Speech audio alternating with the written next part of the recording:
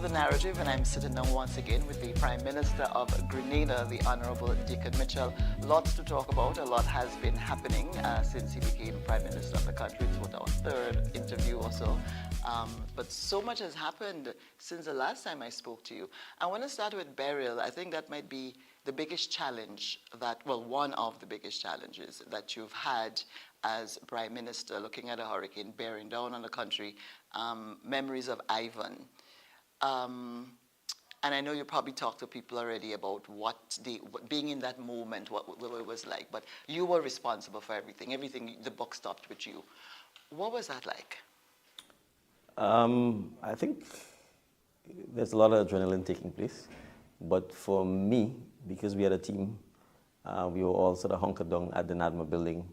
I knew it was important for us to pay attention to the public and to spend a lot of time reminding them that this was not, as we would say, a drill, that this was really happening, because I think oftentimes we suffer from the doubting Thomas syndrome. And even the Sunday before the hurricane hit, people were partying and having a good time. I actually had to call the Office of the Commissioner of Police to actually say go to places like Woburn and ask the folks who are having a good time at the Woburn pasture to please go home and prepare. I saw that. I was on my way in evacuating me and the children, and they were just having a real They were having party. a good time. In fact, I even called influential members of the community to say, please use your influence to go there, because this is serious. And so I think the public education and making sure that people knew this was serious, that they should pay attention, that they should fill up, that water was going to go, that electricity was likely to go, that you needed to hunker down, was the key message, I think, for us. And so that's why we kept giving the updates. That's why we kept saying this is serious, that the storm is strengthening, that it was going to hit Grenada, because we had a pretty good sense by Sunday that it was not going to be going north of us, and that we would like.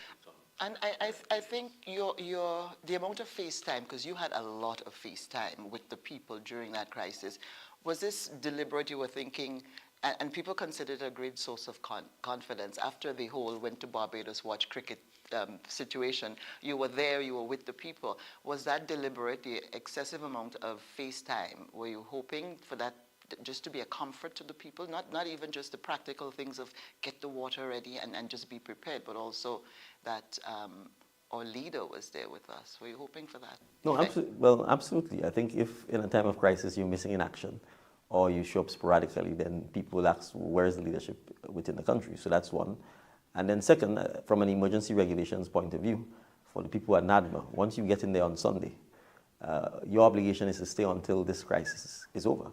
So it's not just me. There were permanent secretaries, the director of NADMA, and many of the staff basically would have had to hunker down for at least a minimum of 48 hours, which meant you were not going to see your family. You had to stay focused on the job, and I felt it was my responsibility to be there with them, because they are giving up their comforts. They have to leave their homes, depend on other persons to look after their children or their spouses or their parents while serving the country. And so I think the least I could have done was to make sure that they knew that through thick or thin, I would be there with them. So just in terms of the NADMA team and all of the volunteers and other agencies that would have to be on the front line, I think it was important for them to know that we weren't worrying about our own personal safety or our own comfort, but that we were there with them. So that's the second aspect that I think was important as well. Now, the hard part came afterwards, which is rehabilitation. And we've been hearing a lot about just when you listen to a lot of people, the government is not scoring very high on the rehabilitation efforts that are going on. You know, there's a lot of criticism about what's going on. But what's your assessment of how the government has done in helping people to rebuild their lives? Housing and agriculture, the two main areas that had to be focused on. Well, I don't think the criticism coming from the people whose homes have been impacted or from the farming community. I think it's coming from other quarters who basically have nothing else to do. And so they're going to spend their time doing so. And they also had similar lived experiences, and we could compare their track record with our track record. So I think we can start, first of all, with the farming community. And I think we saw what has happened last Friday. And we saw the remarkable cleanup efforts, the clearing of roads, the chainsaw gangs going out to make sure that we could assess as quickly as possible. I mean, within 48 hours of the hurricane passing, we had huge teams of persons going all through St. Patrick, all through St. Andrew, doing the damage assessment so we could get a sense of the challenges that our farmers were going to face. And that is part of the immediate response we had. Many people don't appreciate that, in fact, just weeks before this hurricane, we actually bought and paid for specific crop insurance separate and apart from CRIF for our farmers, because we recognized that they were at risk for climatic events. And so we have to recognize that a couple of things are going to happen with the farming community. You have income support, because a lot of the nutmegs, the cocoa are down, so you have nothing to sell. So farmers with 5 or more acres have been given $9,000 in cash. They're free to use it as they wish. Farmers with 5 or less acres have been given $4,500 in cash. They're free to use it as they wish. We've obviously said to them, we will encourage you to put it back in the land. So that's phase 1. Phase 2, the replanting, the clearing, the cleaning, and the replanting. The government is providing all of that support with labor, with chainsaws, with cleanup, with access to the roads, and then with planting material. Again, all paid for by the government. The farmers are not contributing. The distribution of fertilizers is taking place significantly at subsidized costs. So when people, they're talking, but I don't think people appreciate the significant amount of effort that has gone directly into assisting the farmers themselves. And I think if you ask them, they will certainly tell you that. The other thing we have to think of from a more medium to long-term perspective is that we are going to have to change from a food production point of view or practices. We are going to have to invest in things like the shade houses, the greenhouses. Because if you go to Lassages, for example, you'd see the shade houses stood up, right? But you may go to Rukane and you'd see a lot of the sauce-up trees fell. Bananas planted, they fell. So we are going to have to find crops that are more resilient and that can grow back much quicker. So a lot of the short-term crops. Because within a month of being in Carriacou, I actually saw corn and so on being planted and growing. And so that people could actually feed themselves. So we're going to have 2 strategies: to replant the forests with the traditional nutmeg, cocoa, coconuts, those sort of things. But we're also going to have to use technology to invest in shoring up some of the agricultural infrastructure to make sure that when the storm passes, we can grow food quickly and feed people quickly. So that is part of the ongoing process. But is that already in the pipeline? Because we talk a lot about we need to do this, we need to do that. It is. If you go to a lot of the younger farmers, that's exactly what they're doing. And we already have concessions for a lot of those. And if you go to places like Lassages, you see we're actually building shade houses and greenhouses as well for farmers. And there are a couple of other government programs that have been run from the Ministry of Agriculture that is going to focus on this heavily. The other aspect of agriculture, but I call it food, is also poultry. Because we recognize poultry, if done in a commercial industrial sense, is really being done in a building. And so there is a greater prospect that you can, in fact, withstand a hurricane-type activity and be able to continue production and come back on quicker. So we are really looking to ramp up support for the poultry industry. Cabinet approved a poultry policy that has come out of the Ministry of Agriculture. And once we have approvals on things like removing the VAT on poultry products, removing the CT on a lot of the inputs that go into poultry, we're working with Caribbean Agro to build a hatchery for farmers. And I've since written, Minister Lennox Andrews has since written to ADM, which is the parent company of Caribbean Agro, inviting them to a meeting because we reviewed this agreement that we've had over the last 40 years. And the intent of the agreement was, in fact, to have a domestic poultry industry. It has not happened. And we can't continue a partnership where the farmers are complaining about the cost of feed, which is the main ingredient that goes into poultry production. And they're buying the feed from Caribbean Agro. So if you have a company here that we are essentially subsidizing by allowing you to have essentially 100% exemptions on the inputs, and then when that happens, the feed is still too expensive for our farmers to buy, we have a problem. So the letter's gone out, inviting them to a meeting, indicating, look, we need to renegotiate this agreement. We need to get the feed at a point where our domestic poultry industry can grow. And we import millions and millions of dollars in poultry chicken. So that's one of the other aspects we have to look at in terms of how we build resilience into our main protein input that we take. But all of these things that you speak of for poultry, is there a timeline for that? Because those, the levy, the taxes on the various aspects of the industry, and that agreement with Caribbean Agro, which your farmers have been complaining about for years and years, those are very important aspects of that. When can we see that happening? So I think that's a major step forward. Right, so Cabinet has approved this, and we expect that it will go into effect certainly either by the new budget cycle or even before, from our perspective. So we are looking at latest end of December. Our correspondence to Caribbean Agro will indicate that we actually want a new agreement in place by the end of December. Have your technocrats looked at how the reduction per pound for local poultry that it would result in with all of these concessions and so? They have. I can't give you the exact numbers, but the team at the Ministry of Agriculture can certainly answer that in more technical. They've been very specific. I think they know the price at which we import frozen chicken, they know the price at which the inputs are. So they can give in a sense, more exact mathematical calculations as to what the kind of reductions and the impact it would have on the cost of poultry.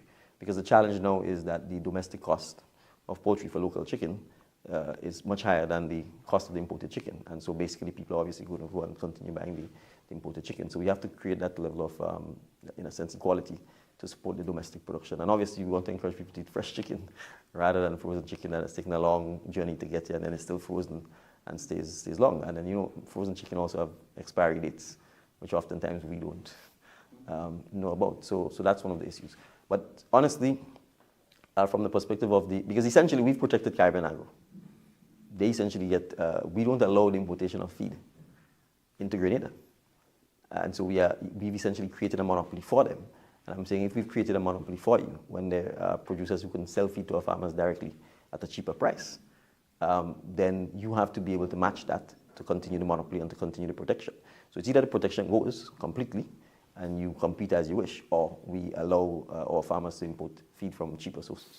Would it cost us a lot to get out of that agreement? Is there any cost to the country? How easy would it be to get out of that agreement and to renegotiate? It's a legal agreement backed by SROs that have been passed. You could never tie Parliament's hand, so we could always change the law that supports that. But I'm saying as it stands now, you know, some taxes are paid in terms of corporate income tax.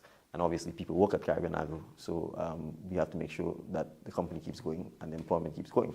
But also people are going to work in the poultry sector. And I dare say if we have a vibrant and thriving poultry sector, it will obviously employ a lot more people than just the feed mill. So from where we sit, it's an opportunity for there to be a win-win for both parties, for the price of feed to go down so that we grow the poultry industry, because if it's growing, it's Caribbean Agro feed we're buying, and they're getting more business. And if we can get cheaper chicken, then the money stays into Grenada, and we don't have to send it to Brazil or wherever we import our chicken from currently. Well, I mean, if a company like Caribbean Agro, which is a subsidiary of some huge American outfit, has to depend on that agreement to survive, then there's a bigger problem there, I think, yeah?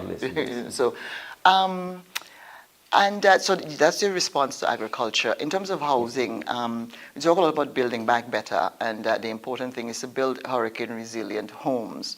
Are we making much progress on that? I've seen a lot of social media posts of houses in wood and concrete going up and so on.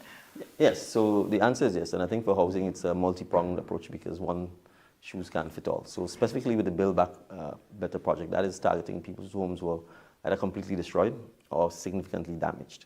And obviously we are looking to target, I would say, lower income or more affordable families or communities. So the idea here is that a lot of the homes we have are wooden, and once the roof structure goes, the uprights collapses because there's nothing to hold it together, and therefore the entire house is destroyed, and you literally have to build the house from scratch. So I think the idea behind the Build Back Better is to make sure that you have, in a sense, concrete columns that sort of anchors the house, the main structure of the house, and the roof, so that hopefully the roofs don't go. And if the roofs don't go, even if you have damages to windows or to piece of board and so on, the main structure, integrity of the building remains intact. Obviously, cost is a factor. It's far more expensive to build concrete than it is to build wood, and hence the reason why so many people opt for wood. But the idea is that if we can combine the two, we can keep the price relatively affordable. I believe, subject to correction, that the cost of the 2 bedrooms with this sort of wood concrete structure are coming in somewhere around under $80,000. And so the idea here is that we can at least strengthen the integrity of the buildings to minimize the risk of the roofs going, because that's where the major challenge is for a lot of the wooden homes. Once the roof goes, then pretty much the house is finished, and then you lose everything in terms of the content. So that's one aspect of the Build Back Better. Obviously, there's some people whose homes are simply damaged, and so they need building materials in terms of repairs and assistance. For those who can afford to do it either because their homes were insured or they have the financial ability to do so, we've obviously zero-rated all of the customs duties and so on, so they can obviously buy and import the materials at a much cheaper price. For those who cannot do so at all, we are obviously going to have to provide assistance to them. In the case of Carriacou in particular, because of the sheer scale of the devastation and the challenge we're getting traditional building materials there, sand, gravel, etc., which makes the cost of construction extremely high, we are looking at modular homes.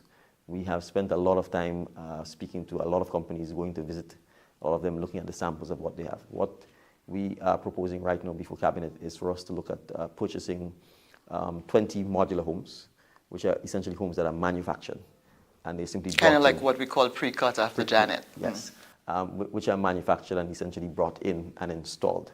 Now, these homes have been engineered to withstand Category 4 and 5. We've gone to look at other areas where they've been installed, for example, in the US Virgin Islands and so on, to make sure that we know what we're getting. But before we go further in terms of ordering larger quantities, we actually are going to get samples in 2 and 3 bedrooms. The way they work is that once you have a concrete platform, they're essentially erected onto the concrete platform. They also allow for some screwing in if you don't have a concrete platform, but we'd obviously prefer to have the concrete foundations. For a couple of reasons, we need to keep the rainwater harvesting in Carriacou, because as you know, water is always a challenge up there, and so we need to make sure that if you have the concrete platforms, you can have cisterns or water tanks as part of that concrete platform, and you can then harvest the rainwater from the roofs of the building and go in so that during the dry season we have water. So we're going to do that as a test. Obviously, aesthetics matter because people always want their homes looking nice, and modular homes tend to be very modular. So we are also going to look and see whether or not from a design and a facade point of view, you can have some Caribbean, maybe, I don't know if you call them fascia boards and so on, to make it look more Caribbean. So the idea is that we want to do 20 of these as samples. They're obviously much cheaper than traditional build. They'll be pre-manufactured, shipped in containers, and then essentially the manufacturer is saying you can assemble these homes in 3 days. What would be the arrangement for people acquiring these homes? Right, so those are things we need to work out because, again, it would depend on whether you have persons who genuinely simply cannot afford and has no other means, or whether you have persons who actually can afford. And so we are likely going to have a tiered approach where the homes are offered for sale, and we probably finance it by allowing persons to pay over time. There may be instances in which people may be able to actually pay outright for the homes, and there may be instances where people have insurance and they have to decide whether they go back and build a traditional home or not. So again, the policies are likely going to be tailored to suit the particular needs of the persons we are dealing with. So are you satisfied that in terms of handling post-burial response, that everything that can be done has been done? Any areas of dissatisfaction, areas that you feel like, you know what, we should have done this better? I'm sure in all areas there's always the opportunity to improve. I think sometimes, so I would certainly say, for example, I think if you didn't go to Carriacou and you're a member of the public service, you could misappreciate the scale and the magnitude of what is taking place, and you can take a business as usual approach without realizing that people there were in dire circumstances, and so we needed to accelerate the response and move a lot faster. So I certainly think in the immediate aftermath, I don't think people quite appreciated the scale of the destruction and the magnitude of the destruction, and the fact that you couldn't therefore have a normal government response. So I'll give an example, and I'm saying this so sad. When Carriacou first said they had no vehicles and that they needed vehicles, I sort of had a reaction to say, surely you must have vehicles in Carriacou that you could use. I mean, there must be. I said, even if you rented private vehicles and so on. And after speaking with MP Andrews and speaking with PS, they said to me, Prime Minister, no, seriously, all of the vehicles are significantly damaged, significantly compromised. And so although you may see from a video vehicles parked up, you can't necessarily see the damage. And it's only when you actually go closer to the vehicle you realize that you can't use the vehicle. And so you would have probably had a 2 or 3 day delay when we didn't actually buy the vehicles and ship it up. So it's those kinds of things where you have to make a decision whether the information you've been provided with is accurate enough to make you act and act promptly. But once it was clear to us that, in fact, factually what they were saying was accurate, we then obviously went and mobilized and bought the vehicles, whether it's pickup, whether it's trucks to do the distribution and so on. And it became clear that to a large extent, had we not done so, the response would have been significantly curtailed because the Ministry of Carriacou and Petit Martinique Affairs was simply not prepared. They would not have been expecting that they would have to be distributing relief to everybody on the island, right? And therefore, it means you obviously need 4 or 5 trucks that you otherwise would not have thought that you need. And so you can sometimes misappreciate the scale of what is involved. The fact that there's just no place to stay. So even if, Grenadians wanted to go up, we were saying to them, well, you can't go because what you'd be doing is imposing further burdens on the population. There's no water. Where are you going to be using the bathrooms? There's no food to eat. So if you go up and you don't bring your own food, then you're basically creating a further problem. So I think in some of those areas, really understanding, especially when you have a small island, what you need to do in terms of responding is one of the lessons that I think we have learned. And it means we have to prepare better. So it means pre-positioning assets. For example, thankfully, Osprey, for instance, moved to Trinidad to ride out the storm. Think about what would have happened if they didn't do that, right? Some of the other vessels didn't do that. So I think now we know, for example, that when you have this coming, you need to pre-position assets out of the area so that you can come back to be able to provide the relief and the assistance. So those are some of the things we've learned, and I think we obviously will have to implement going forward. And hopefully next year you'll do better. Well, let's hope Let's hope we don't have to let's at all. hope there is no next year or next decade or next century, because we could really do without these storms. But Yeah, we can. fingers crossed. All right, let's take a break here, Prime Minister. When we come back, I want to talk a bit about the economy, because I think that's a big topic now, the economy. Some people saying that things are just dragging along and not going anywhere, and a lot of dissatisfaction being expressed. And some say others are doing really well. So we'll talk about that, as well as the high cost of food in the country, Prime Minister. We'll be back in a moment.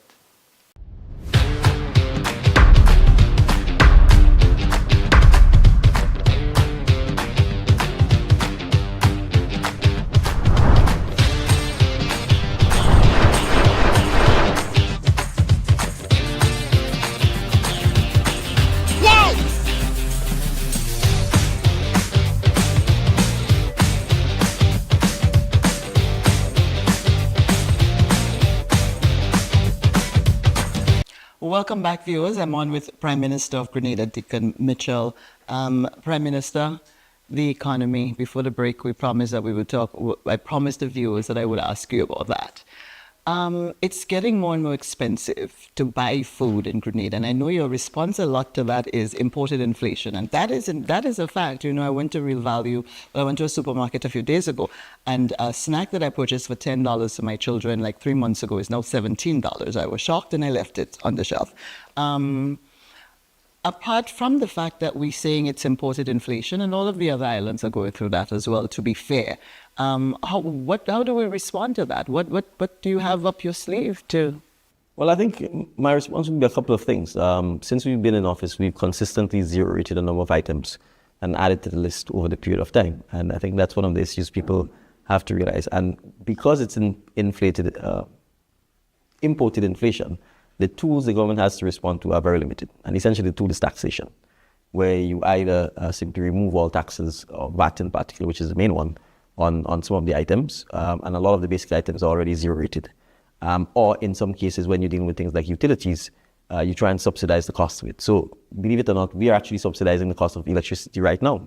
The government actually pays Grenada $10 rebate for anyone who's consuming up to 99 kilowatt hours of electricity per month. So if we weren't doing that, the bills would actually be higher. So this is part of what we are doing. I think that the challenge is, and obviously when we're in the budget cycle, we'll be going through the budget cycle. And as we look into 2025, again, we look at seeing how we can have more targeted and more specific interventions to see how we can control, in a sense, inflation and the cost of living. And that is why, for us to be able to address that, we have to take a more medium-term, long-term strategic approach to things, such as why we talk about the poultry industry, for example, and trying to encourage and support better use of the things which are homegrown. So, you go to a supermarket and you see tons and tons of juice, which is just really sugar and artificial flavors. And then you have tons and tons of fruit wasting. But those responses are pretty far medium term, long term. But we have a crisis now. No, but I'm saying therefore, and that's what I'm saying, this is not a crisis that's Grenada. You hear people talking about the cost of living in the UK, the cost of living in the United States. Well, we're talking about the cost of living in Grenada. No, and that's why we have to appreciate that. If you, and that's why you can't fool the public, right? You can remove taxes on those things that are imported to try and reduce the costs. Outside of that, there's almost very little that a government can do to address the inflation, except start talking about the things that I'm talking about, which is how you substitute your food. Because if you don't, you will never be able to control the cost of living. Of course, if the economy is growing and if more money is coming in, then you can also increase people's real wages and their purchasing power to at least help combat that. So that's also a factor. But again, outside of the persons who the government itself employs, and outside of tools like minimum wage, and we can talk about that, right? And oftentimes people tell you if you increase people's wages, then you increase inflation because the people who are selling people have more money, and so they jack the price up. But let's talk about real wages, for example. This year, we would have increased the minimum wage. We would have made sure that hundreds of persons who were called demand trainees, who were working for $600 or $700 or $800, are now working for $1,200.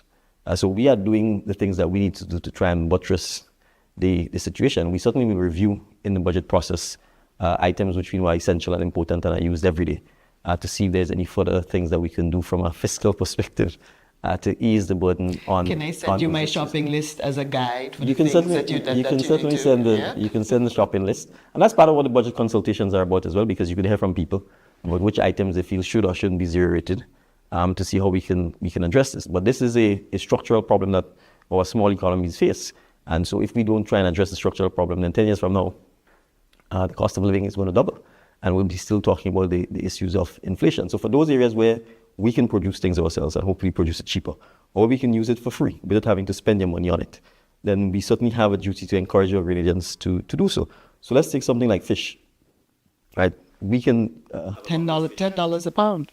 I know, but I'm still saying it's probably better to look at doing our own eating of domestic fish than, say, imported meats or imported chicken, right? Let's look at things like goat and sheep and rabbits. Those are things that we can grow. Don't say rabbits. Yes, my daughter will also agree with you. But I'm just saying, those are things that we can certainly try and encourage our own meat sector a lot more. Because once you buy you can then have pigs, for instance. Pigs proliferate quite easily.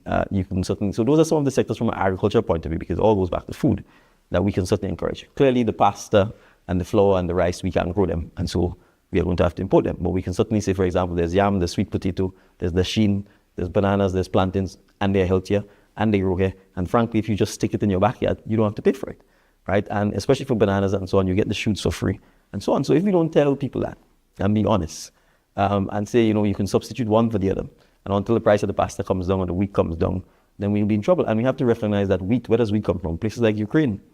You have a war going on there. So the cost of the thing is going to be expensive. And clearly, our market is small. So they will sell it to Africa, they'll sell it to Asia, places where they can get quantities and better price. But Mr. Prime Minister, you're going to tell me to eat plantain, and I like it, a little half ripe, just turning, that's how I like it. But it's now $5 for a grain. And I'm told, oh, well, the government can't do anything to regulate the price of agriculture products. You're telling me to eat healthy. You're telling me that's a response to the rising cost of living. But the local products are themselves, well, I mean, a major part of the problem. Right. So I think there are a couple of things we also have to factor in. Like right now, we just had a hurricane. So there's scarcity. And with scarcity in a market situation, you will have, obviously, the price going up. So we also have to factor that. So obviously, in the medium term, what has to happen is that we have to plant a lot more. Bananas and plantains and so on grow relatively quickly. So that's why the production side of things has to happen. So we also have to understand the context in which we're happening. We've had a shock. We've had a situation where almost, people are talking about the cost of growing provisions, right? People are talking, obviously, there's no plantains, there's no bananas, and we have to replant all of those things. So we have to take the criticism in context. If there was no hurricane, if there was no shortage of supplies, and the prices were high, then clearly we would say there's a problem that is... But it went higher after the hurricane, but it was high before that, because I've been monitoring these things. I try to make a point of eating local for various reasons. And so I know the prices of these things. And it is, in some cases it costs more than the imported stuff on the shelf. So, I mean, there are price controls where you can attempt to obviously legislate the margins and so on that people can have on items. And you can increase the price controls. Right, but I'm saying we can have a discussion about those things as a country and decide whether we want to put agricultural products on the price control list. Now, a farmer may have a completely different view of this, given the challenges that they go through to be able to produce. But I think as a country, then obviously the approach has to be that production has to be increased, food production in particular. There's no question about it. And that's where, from a government policy point of view, we have to find ways to incentivize. That's why you have the fertilizer program. That's why you have the input program, by being able to look at how we can supply seedlings, etc., to farmer. We have to encourage people to farm. A lot of the lands are just barren, right? We have to get programs where, for young people who can't get land, where we can say, okay, let us get a model estate and see how we can use technology and greenhouse and shade houses to produce a lot more tomatoes and lettuce, etc., at a much faster rate than we are doing it currently. Because there's just no other way. There's no other tools that are actually available to drive the price of food down, with the world's population getting larger and larger, and with so much geopolitical issues and tensions taking place. You have situations, remember, you have in some parts of the key trading and shipping lanes, people are firing rockets at ships and so on. So people are avoiding some of those areas. So it takes longer for food to get there. It's more expensive. The freight is going up. So we are living through some difficult geopolitical challenges, and we have to think outside of the box. We certainly have to find a way to ramp up. I certainly think,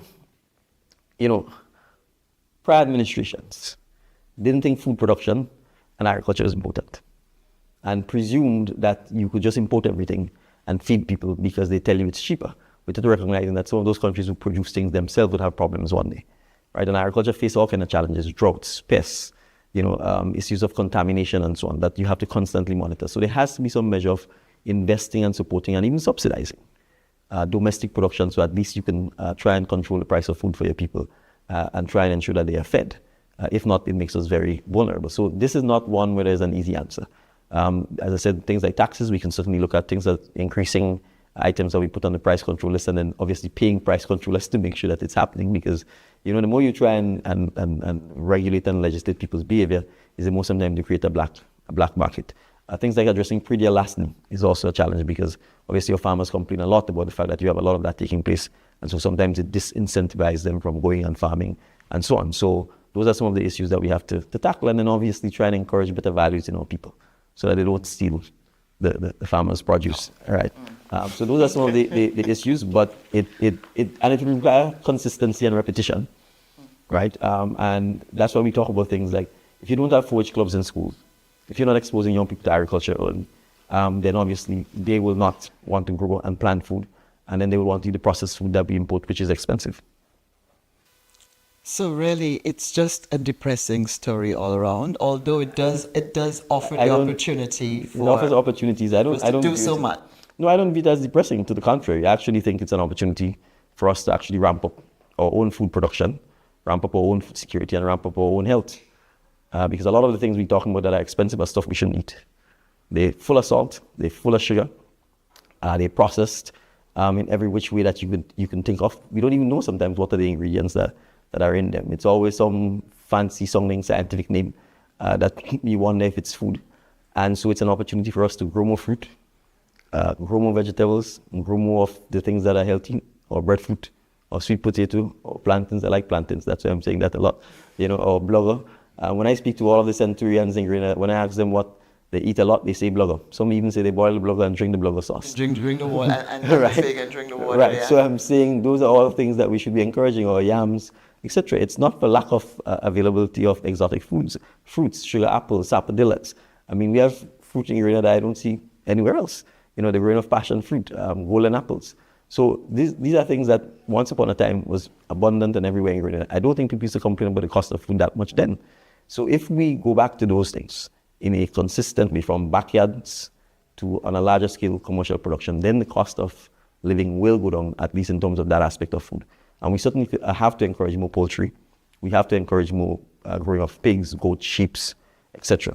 One of the things I think we misunderstand is that we don't appreciate that places like Germany and England and all those places, they do that, Right? The US subsidizes its agriculture because they know they can't feed the people. They are not going to depend on China to send food to America. They're not going to depend on Europe to send food to America. So, but can we afford farm subsidies that would make sense to us? Because we're always complaining that we. Well, you have to find the right balance. You don't want to encourage inefficiency and laziness. But I think we also have to accept the reality. Well, we are subsidizing it. When we give the fertilizers away at discounted prices, that's a subsidy right there. When we remove... I'm talking about more. Can we afford to give more? The farm labor program, farmers complaining we can't afford the cost of labor. Well, the minimum wage has been shifted, so farm labor has probably increased as well. Right. So that's why we have to understand economics is always a bit of give and take, and then you have to decide what's priority. So in a blanket way, can I say from a blanket perspective that we can afford more subsidies? Probably no. But I think in very targeted areas, we certainly can afford more subsidies. And that's why I talked about things like poultry. When you see the scale and the number of, probably over the years, the hundreds of millions of dollars we send out of the country in buying chicken, then you recognize there's an opportunity to keep some of that money in the country and to create further growth and development from within the country. So that's one area where I think definitely we can make a difference. There's no question that encouraging the growth of all of the crops that I've talked about is another area. All we need is really the inputs, because the land is still there. It hasn't disappeared. Even though more land is under housing construction and before, you still have substantial tracts of land within the rural areas in particular that we can utilize for food production. And then if you add technology to it, then we should be able to produce superior and faster foods. And hopefully build infrastructure that can withstand some of the hurricanes and so on. So can we see your Ministry of Agriculture announcing the opening up of a model farm at some place where we have 50, 100 acres or whatever, how many we need, like in the next budget, announced in the next budget and implemented in 2025? No, no, absolutely. We expect that because if we don't, then we're talking, and then we would not be delivering. So that is part of what the Ministry of Agriculture absolutely has to do, and particularly focusing on younger farmers, as well as encouraging young people to study agriculture science, because you see, food production is a science. You can't just expect that you just drop something in the soil and hope it will grow. So if you don't understand soil type, if you don't understand water content, if you don't understand acidity of the soil and so on, then basically it's hit and miss, and you can't guarantee someone that you are going to be able to deliver. Look, there are other areas. I'll take an example: coconut production. Right. In fact, in coming in here, I was speaking to someone who works with me, and I said to him, someone went to the farmer and they said there are hundreds of coconuts on the tree and you're not picking them. And I said, you can sell the coconuts. The point I'm making is there are a lot of things we walked away from. When I was under 10, I used to see people making coconut oil. I know what copper is. Yeah, my son or daughter has never seen anyone making coconut oil or making copper, right? And you'd eat the brown stuff in the bottom when the oil is made. And the coast of Grenada is still there, right? And coconuts is one of the few things you literally just put in the ground and you leave it, right? And yet still you may hear people saying, and it's not just obviously jelly water is the crave, and people sell a bottle at $15 or $20, right? But I'm saying almost in every house in Grenada, there's enough land space to plant 1 or 2 coconut trees. And even then, when it produces more than you need, you can sell it. They drive around and they collect it. Simple things like that we don't do. And I find it baffling, because I'm saying, a lot of times the very things we grew up doing, people used to make snow ice and sell, using the same natural juices and so on. And so you don't have to go and buy box juice. And the box juices are like $20 a box for sugar and water. Right, and you could simply go get your own citrus and make your own juice. So, but I think we've had this major shift in value. So part of what you need to lead, the movement that you need to lead is what, shifting us back to some of the, because I think our problem is values. I agree with you, and that's why I'm talking about those things, because sometimes people don't understand the relationship between your values and economics. Right, economics is to a large extent. Outside of, well, I wouldn't even say outside, because there are countries that have abundant resources and the country is still poor, because the habits of the people, which are influenced by their values, creates poverty. So if you have a country where people don't invest, but they only consume, then you have poverty, right? So if you have a situation where you are not making rational decisions, you have $20 and you have to feed yourself, you have to feed your children, but you decide that you will take the $20 and consume alcohol, then you and your children will go hungry. And then you'll be looking for someone else to solve the problem. And those are a lot of the things that we experience. And then when those kids go hungry, we make our children vulnerable for people to exploit them, or for they themselves to not be able to learn, because they're hungry. And they come to school, they will fall asleep. They miss the opportunity for a valuable education, and they miss the opportunity to start lifting themselves out of poverty. So questions about our values and our choices is crucial. A lot of it has to do with the fact that we are a very open society. And so cultural and value penetration is almost, in essence, there's no filter on it, right? But as the leader of the country, it is my job to talk about those things, because... Are you thinking of filters? Because you've said on the days when you want us to behave and be quiet, you say, well, I'm mandating this and no loud music, and you have to do what I say. So are you planning anything? Are you planning to expand that heavy fist that you surprisingly seem to have?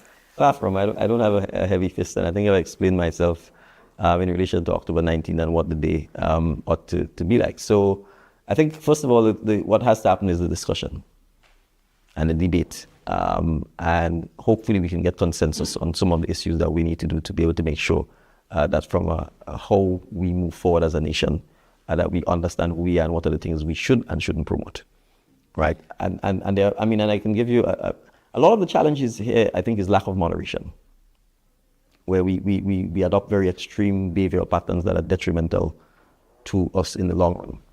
And I would use alcohol and the abuse of alcohol as an example. I drink.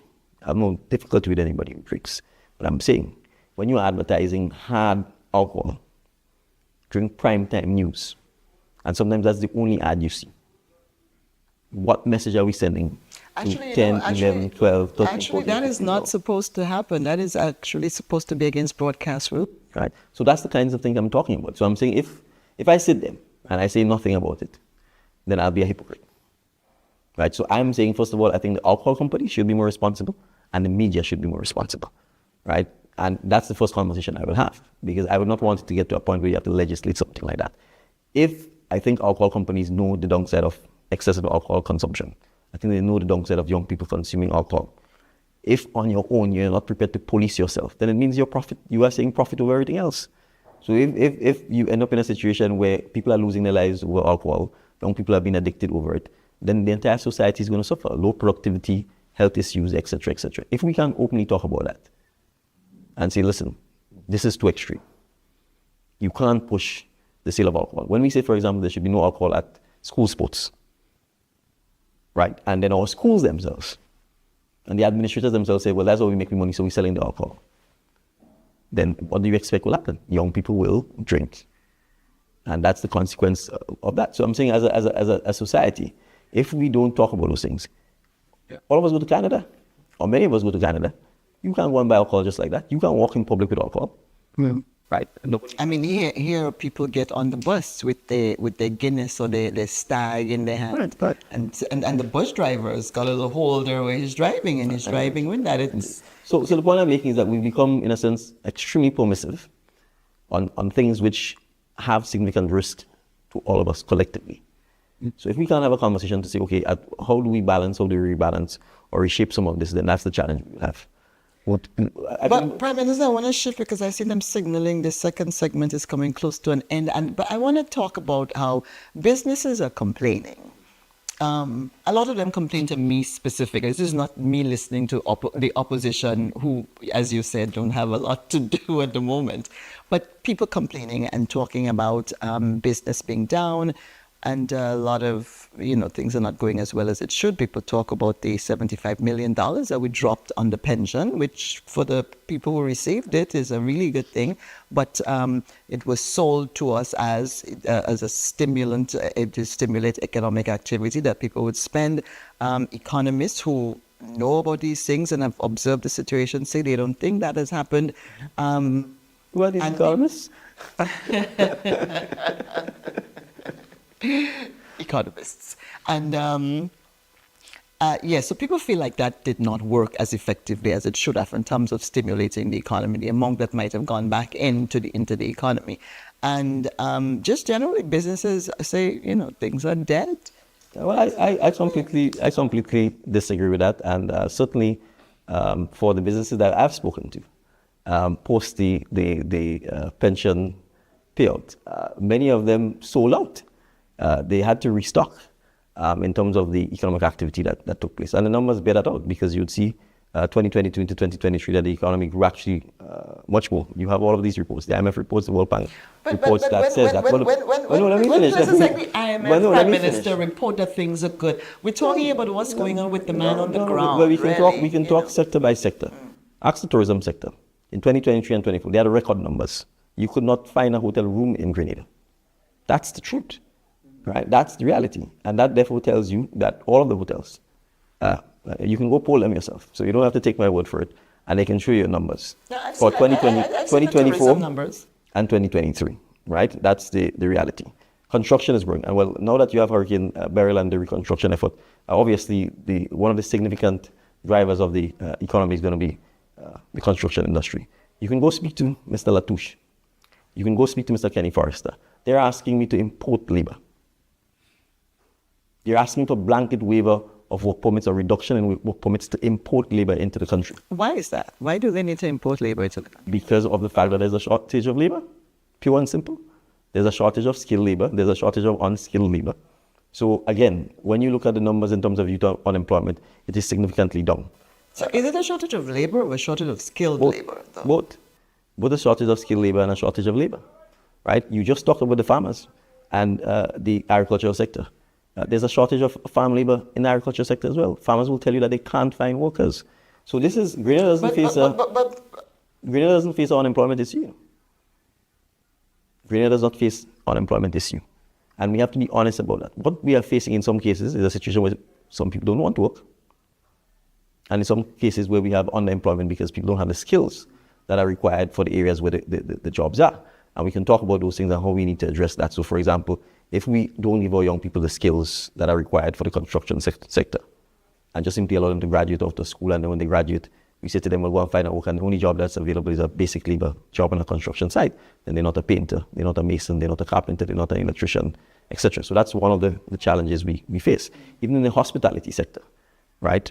Again, if the training is very basic training that is not of a higher end, then again, when you come out from work, it means you have to be retrained again, and so your wages tend to be lower rather than the higher wages that you want. But the reality, as I've said this, when people talk about it, I just talked about the increase in the minimum wage. I've just talked about the Imanis who've gotten $300-400 and therefore more spending money to buy and spend more. You have to understand human nature. If I give you the yard, you want the swimming pool. If I give you the swimming pool, you want the home. If you want the home, you then want the palace. We understand that. And the husband. Or a wife. Oh, wife. So we understand that. And so we understand there's always going to be a sense of saying, this isn't happening or that isn't happening. And then when you really poll and you ask the questions, you then realize that, people, someone will say to you they're disgruntled. I say, okay, were you working before the administration came into office? No. Are you working now? Yes. What are you disgruntled about? Well, things could have been better, etc., etc. So we understand that. So that's human nature. Comrade Ralph Gonzalez was saying that human beings exist in a permanent state of dissatisfaction, right? No matter how much you give, is the more they want, and we understand that. And in a sense, that's part of the expectation and the challenge we have. So where I would say, for example, because of the hurricane, you would obviously have a decline in agricultural output because of what has happened. But you obviously have a significant growth in the construction industry because of what is happening already in terms of rebuilding and reconstruction and government spend that is going to happen. You're going to have a lot more major infrastructure projects that are going to have to be undertaking over the next 3 years or so as part of addressing and shoring up Grenada infrastructure project. You have companies like Nawasa and so on, which is doing the G-Cruise project. If you drive through St. Andrew, you see the roads have been cut and dug up and pipes have been laid. These are all people who are working and who are employing. You have hotels being built in Lassages and so on. You just had the opening of the entertainment and shopping complex in Port Louis. This is all construction work that is ongoing. So as I said, I don't know who these economists are. I don't know what measuring tool or yardstick they are using, and I don't know whether they actually live in Grenada. But if they do, I think they would certainly see that the economy is growing, and that we expect the economy to continue to grow, even with the bump that we may take as a result, particularly in the fishing and agriculture sector, as a result of the hurricane. We don't expect any slowdown in tourism, because the tourism season had already passed. What we need to do is to make sure that for Carriacou, for example, that we can market that Carriacou is back.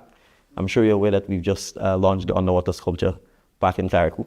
A lot of the images are based on the beautiful children of Carriacou and Petit Martinique. We expect this to be a hit and to be central in the marketing aspects of the Board of Tourism. And there are other things that we are looking to do to address some of the structural challenges we have in the economy. We are launching a cybersecurity training paid for by the government of Grenada. We're at a minimum, we are going to train 100 Grenadians in cybersecurity. The cost of the course is 7,500 Canadian. We expect that once they finish this program, they will be certified in Protector certification, which allows them to work from Grenada, because we're trying to avoid people leaving. Once you have broadband and a laptop, and be able to become a cybersecurity analyst for Grenada, regionally and internationally. The suppliers essentially guaranteed us that they will find job placements for these folks quite easily. We're looking at starting salaries, 2,500, 3,000 US per month. Okay. Wow. And any more room in the training course? Can I? Well, we're doing it as a pilot because we want to learn lessons.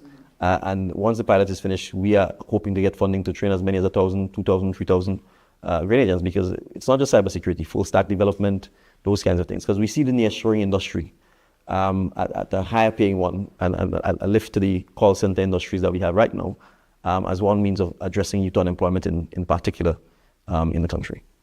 Prime Minister, we'll take a break here. So much on this list, so little time. But when we come back, I want to touch on healthcare and then a few little things that have to do with politics and the National Democratic Congress as well. We'll be back in a moment.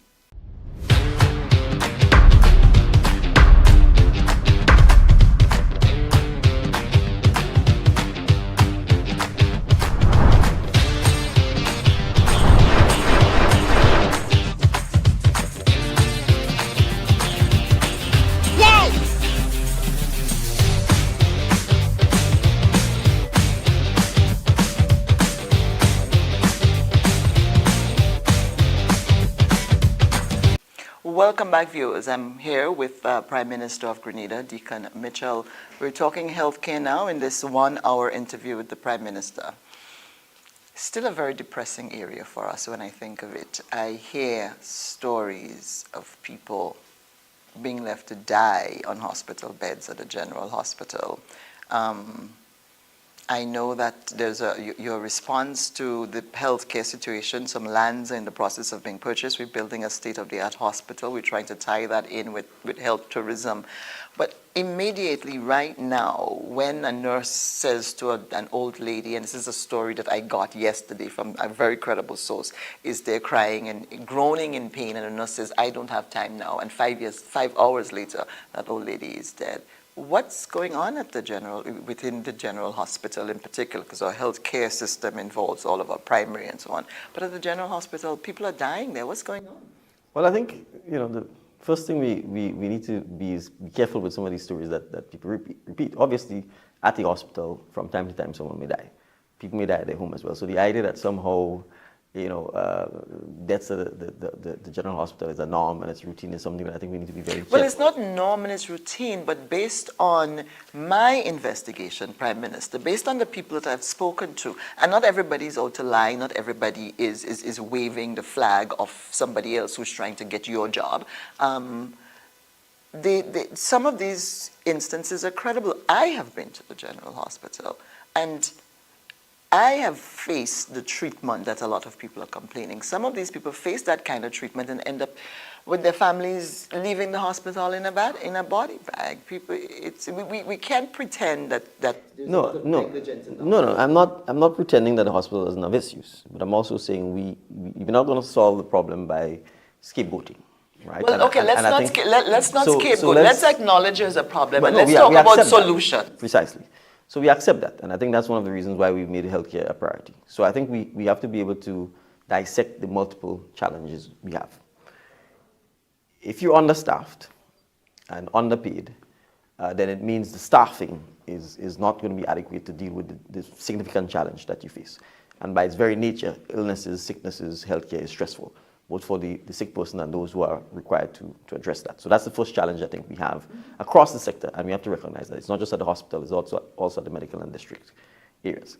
And this is not a problem that we can solve by waving of hand, because you don't become a nurse overnight, you don't become a doctor overnight, and almost all of the other professions require significant investment, time, and training. So that's problem one. Problem two is management, and there's no question there's a management issue, and that there's a significant disconnect between what I would call the Ministry of Health and all of the administrative arm that goes with that, and in a sense, the management of the hospital. And for now, I will stick with the hospital and ignore the medical and district sectors. And some of this is steeped in the colonial, bureaucratic, traditional approach that we take to the public service, where it's always one shoes fits all. And so the challenge you have is a situation, and I'll give a good example. 2 days ago, I was speaking where I was told a young lady who graduated as a doctor was sitting home waiting to be called to work at the General Hospital. That should not be happening, because we clearly have a shortage of doctors. So the system that should allow for, in my view, for rapid employment and engagement and deployment of our young doctors who've gone out to study and have come back, obviously with a view to serving, it has to be fixed. Now, someone is going to say, well, you're the Prime Minister, so you have to fix it. Yes. But this is not something where you wave the magic wand. You're dealing with laws, rules, regulation, public service rules, public service regulations, some of which are steeped in a constitution that we have issues with in terms of how you go about addressing and challenging those issues. So that's part of the challenge we have, where even when there are persons who are available, ready, and willing to work, it takes so long to hire them and to go through all of the paperwork that is required, they leave. So that is part of the challenge you have. And so obviously, when you have that kind of issues where you have that short staff, and if you don't have the kind of management and motivation that takes place, then you will find situations where people are snapping at people, or where people are making comments that they should not make, because there's only so much professional training that wouldn't break down if the stress and the level of what you're going through is taking place. Now, we have to look at the situation we inherited. The junior doctors, for example, look at the terms and conditions of their pay, the salary, the working hours, the conditions under which they work. Enormously stressful. So all of that cultural management issues has to change. And it requires... But it seems like It seems easy. From where I'm sitting, it seems like, yes, yes, there are a lot of big things that you need to interfere with to fix it, but it seems like, what is the point of having a prime minister and a parliament if No, and that's why people are dying because we can't quickly fix the system? That makes no No, but sense I'm to saying me. let's be real. We've lived with that system before Grenada became an independent country, and we've lived with it over the last 40 or 50 years. We ought not to be living No, with no, it no, now, but Prime Minister. but it's not going to change that easily. And there are other things we need to understand without trying to make any false promises to people. So saying it's that easy is not that easy. So let's first talk money. I just talked about the fact that we have to pay the doctors better, and we have to pay the nurses better, and that we have to get more nurses. If it takes you 3 years to get a nursing degree at SGU, you are not going to get more nurses immediately, because even if I had the money and I said I'm going to go and train 500 nurses, which we need to do, it will take 3 years before these 500 nurses are available. So that's step one. It's not that easy. Step two, we're going to have to look at the plan B. The plan B means you're going to have to recruit nurses from outside of Grenada if you want to increase the numbers. That means you're going to have to go to Nigeria or Ghana or some other country, India, and be able to enter into the arrangements where you can convince the government or a recruiting agency to send you 50 nurses. You have to make sure that they're well qualified. You have to make sure that the cultural practices align with us. You have to bring them here, and then you have to house them here. Right? That's another option that we are actually considering to try and help address the situation. The third issue, for the nurses who are already in the system and who may go, want to go because the pay is not enough and because we need to address it, recall we've already started addressing some of those things. So for example, people tend to forget quite easily. We gave the nurses, if I'm not mistaken, a $500 or $1,000 increase by way of emoluments to help them stay. We did the same for doctors and so on. So that's easy because we could how many people in Grenada get a $1,000 increase or $500 increase per month in their salaries? How many of them? Nobody. Not in the private sector, not in the public sector. And we did it. But the point is, you still have shortages of numbers. We still can't compete with the United States or Canada or UK or perhaps even the Bahamas, where sometimes people go to because they have more money and they can pay them better. So this is not going to be a quick fix. Having said that, the management of the hospital, the accountability, the responsibility and the culture change has to happen. Now, a lot of people may not want me to say what I'm about to say, but I'm going to say it. You could get numb to bad behavior. You could get numb to poor culture. In other words, you could get to a point where you switch off and you know what? You're just going through the motion. And oftentimes, the public can tell what is happening when you get the comment that you refer to, because it means that person has switched off. Their view is, I'm doing the minimum to get by. And that's the culture we have to be able to now tackle and change. But for that kind of change to happen, there has to be disruption. And that disruption comes from us looking at how do you change a culture where people have become numb, where people no longer believe change will happen, right? And that is where, in a sense, the larger scale project has to happen. But we recognize that the larger scale project, if we don't change the culture now, after you build a new hospital, then that culture will go into the new hospital. Precisely. And we don't intend to do that. So what we've done, we've partnered with Mount Sinai, international, well-reputed, recognized hospital operator from out of New York, where many Grenadians work, to come down and to do a gap assessment for us about the current cultural practices, management practices, various gaps and so on that exist, and to provide us with this report, so that we can then use this report as a basis to start tackling the changes we need to in terms of the culture, the management, the structure, the operating procedures at the hospital. That's one aspect of it. The second aspect, again, is procurement of supplies and management of supplies and inventory. Those areas need to be significantly improved. They need to be computerized, and we need to have persons who care about it, right, and who understand that is something that is critical. The third aspect, and the Minister of Health has started talking about it, for those kinds of cultural changes to take place, we need to have a management structure that is more responsive and more efficient, and the public service is not. And I give examples of just a doctor. Now, if this was a private hospital, you could walk in and say, here's my resume, here's my this, here's my that. You get interviewed, the next day they call you, you hired, you start to work. Here, you have to go through Ministry of Health, then you probably have to go through the Department of Public Administration, then you have to go to the Public Service Commission, and then all that has to come back down, and then you have to go through the process of all of the paperwork and all of that kind of stuff. 3 months on, people move on. And it doesn't help that you have staff, public officers, who think that doing everything at a snail's pace is what we pay taxes so that they can Well, get well, their again, salary for. those things We go also back. have that problem. We have a productivity problem We in the do, public we do, service. but it's not just in the public service, it's in Grenada. We have a productivity issue that we need to talk about as well, and to talk about why it is we need to ensure that people are more productive and people understand that if you want the country to improve and you want the country to grow, you have to show up to work. You have to leave whatever challenges you have at home at the entrance to your workplace and come and give a honest day's work for an honest day's pay. So there's no question. We have some of that. But there are things that in the medium term we can do to eliminate some of that public service discretion, oftentimes which is technology, right? And to be able to drive, in a sense, the digitization of the government, and to be able to eliminate some of the bureaucracy, some of the arbitrary use of discretion that simply allows your file to go to the bottom, and you wait months and months before you get responses to things. So those are some of the things that we have to go ministry by ministry, department by department to be able to get through. And I think, you know, most developing countries are going through those challenges. So I'm saying all of this to say that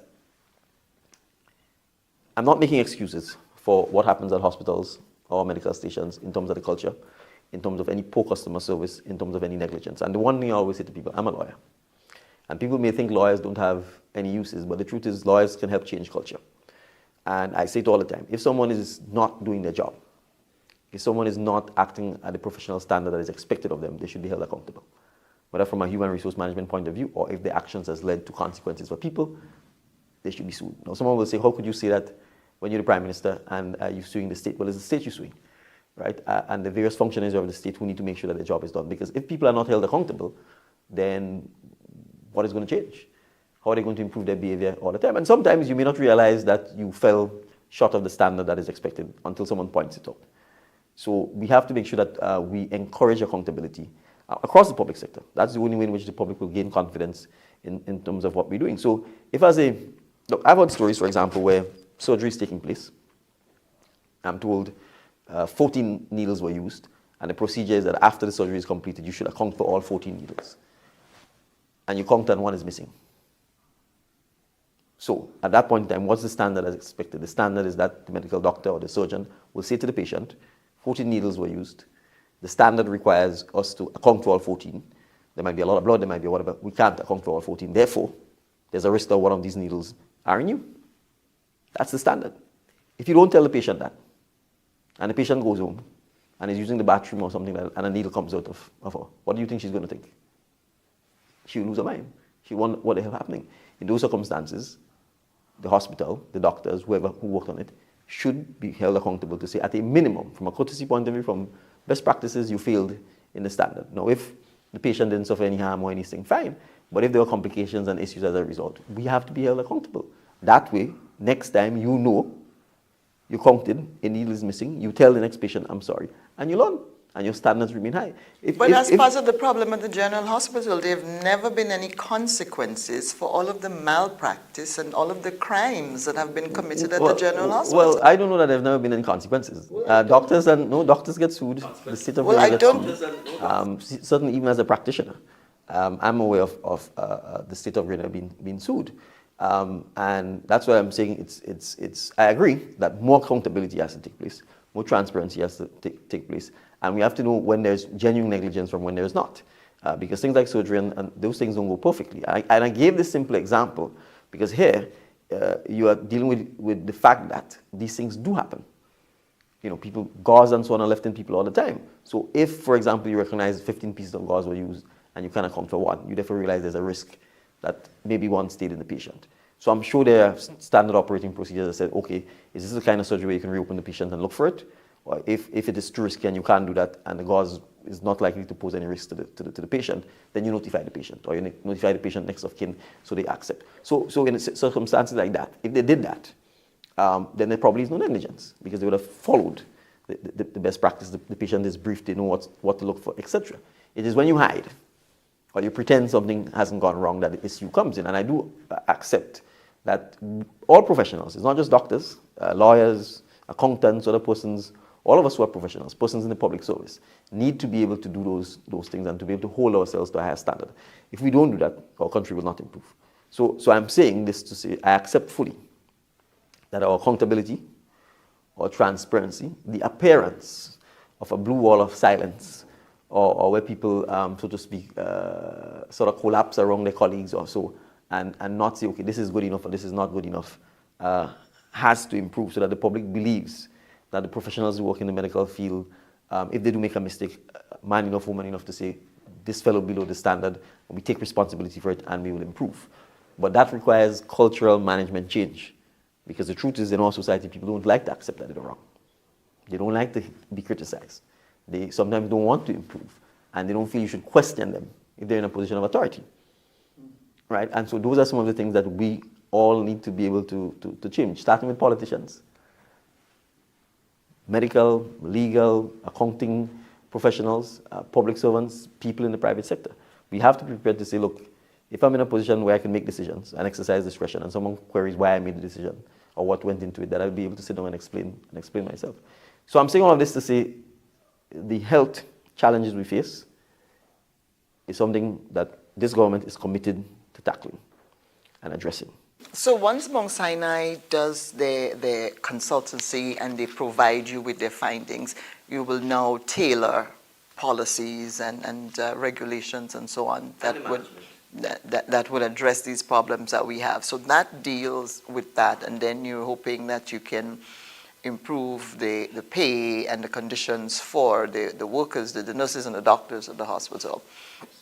Which takes us now to our state-of-the-art hospital, which can we see that even breaking ground in this term? Yes. When? We are hoping to break ground by the first quarter of 2026. So this is a very, very ambitious timeline, and we are committed to it. So I think I'd said in one of the previous segments, we bought the land, right? So this is not a question where we are negotiating to buy the land. The land is owned by the state of Grenada, right? So the land has been bought. We are currently in negotiations with Mount Sinai over a long-term partnership. So in addition to the gap assessment and so on, we want to have a long-term partnership with an international operator to help us manage the facility for the very reasons that I've talked about: the culture, the best practices, the transparency, the accountability, the high clinical standards, right? So will there be any sort of statutorization, or I know that there's been concern and worry from the public in recent days about privatization, but will there be any sort of statutorization on the new arrangement moving forward? No, certainly, that's our expectation, and that's why I talked about the management structure and the public service not having the right fit to deal with healthcare, because you need to be able to make quick decisions. You need to be able to hold people accountable. You need to be in a position where the quality of care, the clinical care, and the need to improve happens, and then you need to be able to fund it. This is critical. So if we're talking statutorization and we're talking better service delivery, we're talking increased cost. We do not have national health insurance. It's been a conversation for the longest while. Shouldn't national health insurance be a conversation that is happening now, that should be implemented now? I mean, yes. You know, I was told by someone when I said I was interviewing you, they said, well, ask him how come he says people will be able to pay for their health care just like they've been paying their NAWASA and the electricity bill. And I said, well, I'm definitely going to find a chance to bring this up, because I'm sure the Prime Minister knows the consequences of not paying NAWASA versus not being able to afford life-saving treatment. So are we talking health insurance? We are talking health insurance, and we would have inherited a situation where the JIPA had been contracted by the former administration to look at creating the healthcare system. We've continued with JIPA, and we are at a point where we have to make some critical decisions about the form, the type of health insurance and who provides that. But absolutely, health insurance is part and parcel of that process as well. And I want to make the point, perhaps they're mischaracterizing what I said. NAWASA and electricity. I didn't hear you. Right, NAWASA and electricity really has nothing to do with, in a sense, the healthcare. The point I was making when I talk about, I was simply explaining what statutorization is, and to explain to someone that NAWASA is a statutory body, pure and simple. And I was making the point about funding, and that essentially oftentimes, right now, the way our healthcare system is funded is through taxpayers' money, and it is free. And anyone can literally walk into the hospital and get services that they don't pay for, regardless of your socioeconomic background. So whether my income in Grenada is $1 million a month and I broke my feet, and I go to the hospital, they take care of me, and I walk out, I shake the doctor's hand, I shake the nurse's hand, and I say goodbye. Or maybe even right. Whether or not I have private health insurance to pay for that, There's no mechanism in place at the hospital to say, do you have health insurance? Can I have your card? Can I pay for it? But contrast that to a private dental care or eye facility in Grenada right now. If you go in to see a private doctor, they ask you if you have health insurance. Right now in Grenada, and your health insurance helps you pay for that. But if you go to the hospital, that's not happening. So I'm saying, in order to change that, we need to get to a point where those things happen. Outside of national health insurance, where people have private health insurance, that in fact we can collect the money from the private health insurance to help pay for the services that we are rendering to persons. I've also said if someone... But how do you reconcile that with you saying education? You've made education free across the board. So the guy in Lansapine who's making 60,000 US a month is in the same boat as the guy in Lansapine who's making $60,000 a month and can afford to pay for his child to go to school is in the same position, is getting the same benefit as Auntie Jane up the road with 7 children and $700 because she's probably cleaning that guy's kitchen and making $700 a month. Education is the great equalizer. So Auntie Jane, whose children, who has 7 children, her children can go to Presentation College with the same guy whose father is making $60,000 because that's not him. It's a young man. And both of them could go to Presentation College. And Auntie Jane's children, because the government is paying for that, gives Auntie Jane's children the opportunity to lift themselves out of the poverty that they're in so that they can make the 60 and 70,000 children. But the so principle, no, but you're the saying, but for healthcare, you're saying those who can afford to pay or those who have the coverage, those who can afford to, even if you have health insurance coverage, it means you can afford to buy it, should pay, and those who... Healthcare is not education, right? And you have to understand that fundamentally. You are talking about people who are between 0 and 18. Healthcare doesn't limit itself to people between 0 and 18. Healthcare applies to everyone from 0 until they're dead. So the cost of healthcare. And someone may not even need healthcare until for maybe 5 of the last years of their life anyway. Maybe, and at that point in time, it may be so expensive that it could be a complete drain on the system. Your illness or the nature of illness and the type of treatment you need may be so expensive. Right? You see, and that's the point. Not all healthcare treatments can be standardized. You know, a blood test, yes. But depending on the particular thing I may have cancer, you may have some neurological deficit, you may have a broken bone, etc. Right? You cannot standardize, when you start talking complex medical challenges, you cannot standardize it in the same way in which you can, for example, standardize a curriculum in skills training, in woodwork, in carpentry, in plumbing, in painting. So we're not comparing the same... But I'm talking about the idea of in a country where those who can afford to pay, so that we can afford to subsidize those who cannot pay. I'm talking about that concept. So, right, but I'm saying it's a concept. Not necessarily the nitty-gritty of what it matters because you then have to, when you go from concept, you have to go from concept, principle, and then the application of it. And I'm saying every country has to make decisions about what will move a country forward, right? And I'm saying, first, for example, in healthcare, if you never get sick, you never need what I would call reactionary healthcare, right? You may need preventative healthcare where, for example, you just go and check your teeth and do cleaning and so on, and in that sense, you're not sick.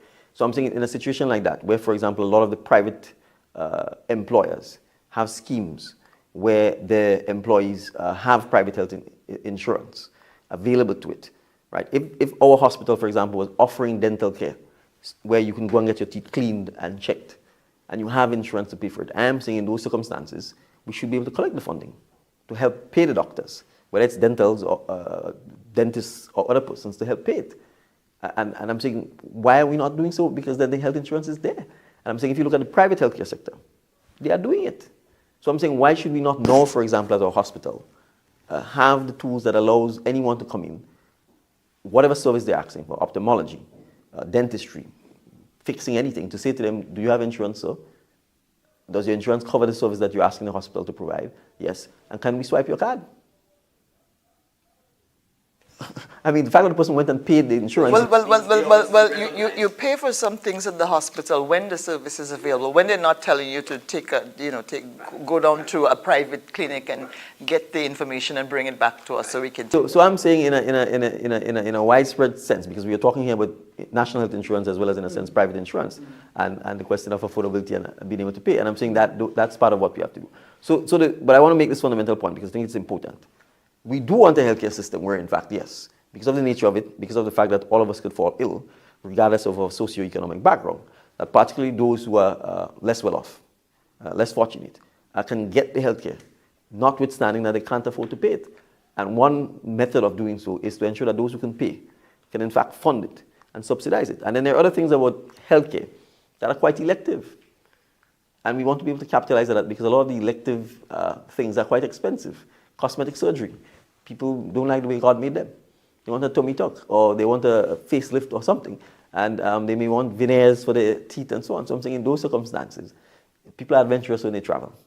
And if you come to a beautiful place like Grenada, you have a nice opportunity to recover and to recuperate and to engage in mental health and well-being and wellness and enjoy our waterfalls and our beaches and so on.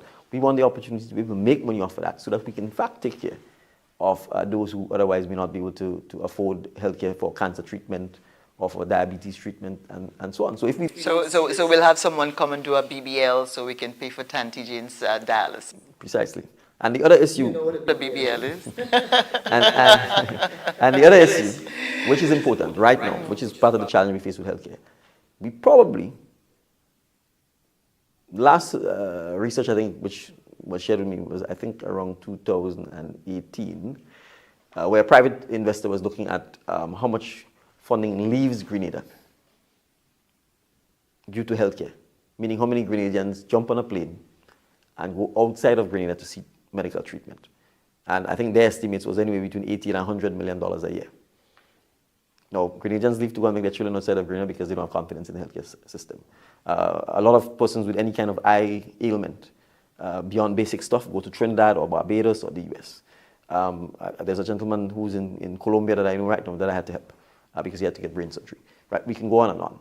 I'm saying if we have the state-of-the-art hospital as well, as opposed to Grenadians leaving, or even if we don't have the expertise in terms of the surgeons and so on, it is far cheaper for us to fly a surgeon in, put him up in a nice hospital, and have him operate, for example, if it's corneal issues, on 10, 15, 20, 30 Grenadians who need corneal treatment, than it is to have the 30 Grenadians leave Grenada to airplane, airport, hotels, somebody to accompany them, meals, etc., etc. So we also have to look at that cost-benefit analysis because that's one of the problems we're facing. Hundreds of millions of dollars leave the country for healthcare. Now, if we could keep that here, then it also means that is money we can invest back in the healthcare sector itself. And then we can encourage more for Grenadian doctors to specialize because then the money is staying here and it's not leaving Grenada. And that's the other, in a sense, quiet, unforeseen consequences of having our healthcare system in the way it is because so many Grenadians leave and spend large amounts of money outside of Grenada as a result of those challenges. So that is something we have to factor in. It's a chicken and an egg situation because if the service is not here, you're going to do whatever you need to do to save your life. It's just a human reaction. And so the money goes out. But we don't have the money to fund what we need to fund. No, that's why decisions have to be made. And I'm saying that's why decisions have to be made to say, let us build the state-of-the-art hospital and equip it. Because then it puts us in a position then to go and even if initially pay for the expensive expertise that comes, but that way we'd be saving the money that would otherwise leave the country, and you could use that money to help pay for it. Have we said how we're paying for the new hospital, to construct the new hospital and equip it and so? Have we? I mean, we are working on the business and financing model, but I expect it to be a combination of grants, private sector investment, and loans that the government is going to have to borrow to help pay for it. Well, good luck with that. Thank you very much. For all of us. Thank you. Yes, we absolutely need this. The lady who's not satisfied with certain parts of her body. Prime Minister, let's talk a little politics now before I let you go. Well, first, let's talk a little bit about conflict of interest. There's been a lot of concern. You hear people talking a lot, and not just the people who are trying to get your job and have too much time on their hands, but there's concern about conflict of interest, people being involved with the government and the party, but still being involved in certain activities and businesses that are paid for by the state, that people feel there's whether it's improper or not, but there's still that specter of impropriety. The opposition would call it corruption in some cases. The opposition talks about corruption? Well, I hope my cameraman is getting your face. This is priceless. I know. But the opposition would say at worst is corruption, at best is conflict of interest. Whether or not there is that situation. Does it worry you at all that there's concerns? Are you hearing about these things, or what I'm saying here to you is just? It's new stuff. It's news to me. So unless there are very specific examples that we need to address, I can do so. But I will say this because I think in a small society you always have to manage conflict of interest. Conflict of interest will always arise, and that's why whether it's in corporations or even in the public sector, you have to be able to see how do you treat with conflicts of interest. And I'll take a simple example. If you read a lot of our statutory bodies and the legislation that establishes them, you would see, in fact, they address conflict of interest. So, for example, most of the people who serve on statutory bodies in Grenada are volunteering their time. They get paid $300 and $500. They're essentially serving the public because we asked them to help. And you recall in our case, we actually made a call for all kinds of Grenadians to step up and help serve. So, for example, if I have my private business, let's say I'm an accountant, and you ask me to serve on a statutory body, and I'm essentially volunteering my time. And that statutory body puts out an expression of interest for accountants because they need someone to audit their books or someone to provide accounting services, for example. Now, you may say, because I'm a director of the statutory body, that my firm should not bid. But it's a small place. The number of businesses are limited. And my firm, I may be one of the partners in the firm, and the firm may bid. The legislation actually contemplates that. So it says that as a director, if the board then has to decide who to award this contract when you have 4 or 5 competing firms, you, the director, need to declare your interests in the fact that your firm has made a bid to provide accounting services. You need to declare your interests, and oftentimes you need to recuse yourself from any decision-making that the board may make. Because it recognizes that you will end up in a situation where you either will never get private sector people who are offering services of various kinds to someone's statutory bodies, because they will say, I have a decision to make. Do I help serve the public by providing my own time, my own skill set, my own expertise, or do I only serve my business and stay in the private sector, make bids to get work and make money? So most of these statutory bodies actually recognize that. It tells you that in those circumstances, you should declare your interest and you should recuse yourself. It will depend, in a sense, on the firm's particular culture. Some firms may say, you know what, I don't need any of this drama. I have enough clients in the private sector. I don't need government work. I don't need no statutory body work. So I can just work on only private sector business. And so the director who comes from my firm may not have a problem at all because his firm therefore never ever attempts to get government business. But not many firms can afford to do that. And I'll use myself as an example. My firms, when I worked at Grant and Joseph and when I worked at Mitchell & Co., generally never worked for the government. We were probably persona non grata. We know we'd probably never get any government work except one statutory body, which is the Airports Authority. And I'm giving you real examples here. So when I talk about who want to talk about corruption, when I got involved with the National Democratic Congress and became political leader, remember, the NDC is not in government, it's not even in parliament. Within 1 week of that happening, we got an unceremonious letter from the Airports Authority telling us we've been sacked, fired. No complaints about performance, no complaints about the excellent legal services we've been providing to them. In fact, we're sacked, and we know why. Because I'm now the leader of the National Democratic Congress. And so we promptly returned all the files, etc., etc., etc. Right. Now, my firm, to a large extent, I'm the Prime Minister. The government needs legal services all over the place.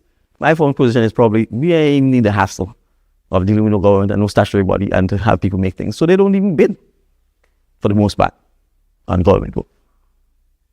So I'm saying the Grenadians work there and who pay taxes just like everybody else, just to avoid any drama, effectively are, in a sense, handicapping themselves from growth, from economic development, simply because I'm the Prime Minister. Contrast that. I want you to contrast that with the history of some other law firms and the roles their partners and so on played in past administration. And ask yourself whether they took the neat decision that we don't need no government work or whether all the government work went to them. So when I say there's some people who have no moral authority to talk about some of those things, I think in many instances they're fortunate, given the kind of disrepute that they brought Grenada in over the several years, decades in many instances, that they even alive and live peacefully and nobody bothers with them about the kind of levels of corruption and so on that is taking place in this country. So I don't know that, what is it? Pot telling kettle black. But Would things like that worry you in terms of the optics politically? I mean, No, I think we are as transparent. You know, there are a bunch of people now with too much. much time on their hands trying to get their job back because of corruption issues. We are as transparent a government, I think, as Grenada has seen in my lifetime, for sure. And I think if any issues arises and there's credible evidence of stuff, as a Prime Minister, I'm prepared to deal with it. But what I will not... Did you look into the lotto matter, though? Yes, I looked at... Because I looked into it, and there seemed to have been a bit of credibility to some of the issues. I looked into the issue, and I just said to you, which is why I talked about how you handle conflicts in terms of what the legislation says and what has to happen, right? So I'm saying when people just simply make spurious allegations and come up with all kinds of fanciful stuff, you have to be careful that you don't allow people to draw you in and to make decisions as if you are Jesus Christ and he who is without sin cast the first stone. I'm saying the very nature of our laws recognize that you have situations where someone who serves on a board may have their firm or their business and so on bidding for work that a particular entity is offering. And there's a process and procedure that has to be followed. So I'm saying if someone makes, and you're saying do I look into the lotto thing simply because I'm hearing media allegations, if someone makes a credible accusation, we will obviously investigate it and then we make necessary decisions that has to be made. But too often, and I think the National Democratic Congress government in the past was allowed itself to be hoodwinked into trying to go after its own and into trying to punish its own and to hold itself at that standard that's almost impossible. When other people are doing all kind of things left, right, and center and getting away with it. So I'm saying we are living in a society where nobody's perfect. And we have to be careful that we don't try and hold people in public office to a perfect standard and then try to hold them at that. It sounds a lot like you're giving me the answer that the rank and file, your supporters are giving. Well, it was happening before and they were saying nothing, so Why are they talking now? because that is what they throw at everybody when you demand accountability. I'm not saying that. I'm sitting here telling you that we are as transparent a government as there is. And if there's allegations that are credible, that needs to be investigated, and if there are consequences that... So the concerns that were raised by your former Minister of Sports, you did not find them to be credible? No, for the most part, they were not credible. And not only that, before you conclude whether they're credible or not, you have to give people the opportunity to be able to answer those things. And in some circumstances, that opportunity never even happened. Okay. You never, on that situation with your former Minister of Sports, I am still just so baffled about what was it that caused this. But I did say I was not going to disclose that, and that still remains the case. Are you sure? I mean, it's just the two of us here. It's just the two of us here in the cameras. You can tell me. I'm sure my language remains the same. Let's be real. I mean, anyone who's appointed a minister has to have the confidence of the Prime Minister. And I'm not going to disclose factors that may make me lose confidence in you, in your capacity as a minister, because that's really all that matters. And if I do, I would be a hypocrite and frankly be doing you a disservice and the colleagues in cabinet a disservice if I didn't say that to you. So all I would say is obviously I wouldn't lose confidence in a minister lightly. It is not something that I would treat with flippantly. And I would have to be absolutely satisfied and sure in my mind that I am doing the right thing. And that my reasons for doing so are solid. And in the circumstances, I was quite clear on that. Did he betray? I've answered the question. I've answered the question already. So there's no further answers. Well, then I won't ask any further questions on that. The NDC, as a political party, I know you have a convention, a general council coming up soon, and that's, I suppose, good news. Yes, it's more than good news. The National Democratic Congress is alive and well and kicking. Since I've become the political leader on the 31st of October 2021, we've had our general councils, plural. We've had our conventions, plural. Executives are being elected and are operating and functioning. And I think we truly show what democracy is. We truly show the ability to attract new talent. We truly show the ability to give people the opportunity to function within the party at the highest level with no bacchanal, with no acrimony, and no disorganization and mistrust taking place. So from that perspective, we are quite happy with the progress. Recall that prior to people like me being involved in the National Democratic Congress, I used to sense that almost became the punching bag for everybody. We're happy that that has stopped. We're happy that we have new people joining the party. We're happy that the party is continuing to grow. And that's part of what we need to do to make sure that our political institutions, political parties are respected, and that people see it as something that they can join and support and be able to contribute to. But even from within the party, people who would be considered to be loyal are raising concerns, have concerns that the party is not strong enough on the ground, doing that important work that for the foundation of heading to election road. Whenever you decide to call it, that the party's presence on the ground is almost lackluster. Well, I'm sure there's always room for improvement. But if you're saying people who are in the party are saying that, who has to do the work? It's them, right? So one of the things we have to make sure that I say in Grenada, the strength of an organization depends on its membership. That's its members doing what needs to be done, not on you pointing out what other people are not doing. Right, so collectively, but the buck stops with you and the leader's ability to mobilize its forces is absolutely, and I accept that, and that's why I said there's no question that there's always room for improvement and always opportunities for us to do things. But I would question and take on anyone who suggests, for example, that there's anybody more on the ground than me. Anyone in any political organization who works hard or who spends more time treating with persons, their needs, their concerns, and seeking to address it, whether it's from a political party perspective, whether it's from a personality perspective, whether it's from a socialization perspective, or whether it's from a government work and policy perspective. Now, in Grenada, you have to be everything. There's no local government in our parishes, in our districts, in our constituency. So if a drain block up, somebody calls you to talk about it. If a tree falls across the road, someone calls you to talk about it. If someone says they don't have money to take their child to go to school, they would call you. Right? If we are talking with young men shooting one another from a police national security perspective, we would call you. So we also have to recognize, in a sense, the sort of culture that we've inculcated about politics and politicians. And, in that sense, we have to make sure that people understand that the society belongs to us. And there are a lot of things that we can do to improve our communities and so on, rather than relying on the 15 people who sit in Parliament only. But those are some of the institutional challenges that we have to tackle, which is why the people of Carrick and Pitman push a lot for local government, which I support. Prime Minister, we're almost out of time, I know, but I really wanted to. The Caribbean Court of Justice has just delivered its ruling on the matter that was brought by policyholders in Grenada and Antigua from the British-American fiasco a few years ago. And the CCJ has ruled in favor of Trinidad, the government of Trinidad and Tobago. The basis for this had to do with the revised Treaty of Chaguaramas and so on. What is your take on how this all played out? Because the citizens were unable to find a remedy within the treaty. Yes, and in a sense, the case was novel. I think we knew it was always going to be a difficult case to win.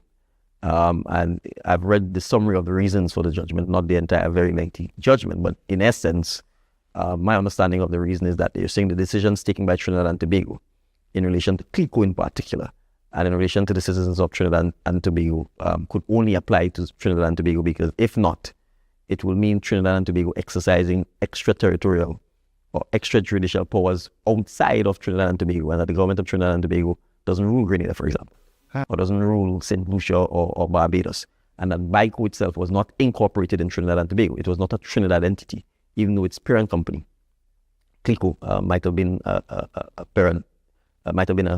Trinidad company. So BICO, I think at the time, was actually incorporated in the Bahamas, operating in several of the jurisdictions. So I understand the legal reasoning, but obviously, as policymakers in the region, it means we really do have to look at how do we protect our citizens of the region, where you have an entity that might be registered or formed in one jurisdiction, but obviously operating as a multi-jurisdictional or multinational corporation. And how do we ensure that, because in effect, Trinidad and Tobago took decisions to protect the economy of Trinidad and Tobago and to protect the citizens of Trinidad and Tobago. The case that was made essentially, by doing so, they're saying they were discriminating against Grenadians or Antiguans, because effectively that protection did not extend to them, even though they were policyholders of BICO. And the court's ruling is that they could not do so based on the actions they took, because it will mean effectively doing things in Grenada or doing things in Antigua, which the Trinidad and Tobago government simply doesn't have the legal power or capacity to do. So it does mean that from that sense, redress is not available to the policyholders from that perspective. But I think from the perspective of Antigua and Grenada and the OECS, we are going to have to relook this and see what, if anything, can be done to help support some of these policyholders who've obviously lost millions, because it's institutional policyholders as well as individuals. NIS, Grenada Cooperative Nutmeg Association, and a lot of individual persons who lost millions and millions of dollars in this field. So as a lawyer, you're saying that there are no more legal moves to make? Well, there's no further appeal from the CCJ itself, because it's basically it has original appellate jurisdiction on interpreting the treaty and the obligations of the treaty between member states. So any ideas have flashed through your mind about how these policyholders can be helped? A lot of people suffered and ended in poverty because of this. No, I think we are going to have to look at if there are any assets of BICO that is available or left in our jurisdiction. Remember, BICO is under judicial management as well, to see whether there's anything left from those assets and to see whether or not they can be sold and or applied. But obviously, they're under judicial management. I can't currently speak to the current state of the judicial management winding up liquidation process, because I have not been briefed on it. So I think it's only after that happens we'll be in a position to know if any redress can be provided or any measure of assistance can be provided to them. All right, Prime Minister, thank you so very much for joining me once again. Pleasure. It was a pleasure chatting with you. Thank you. Good.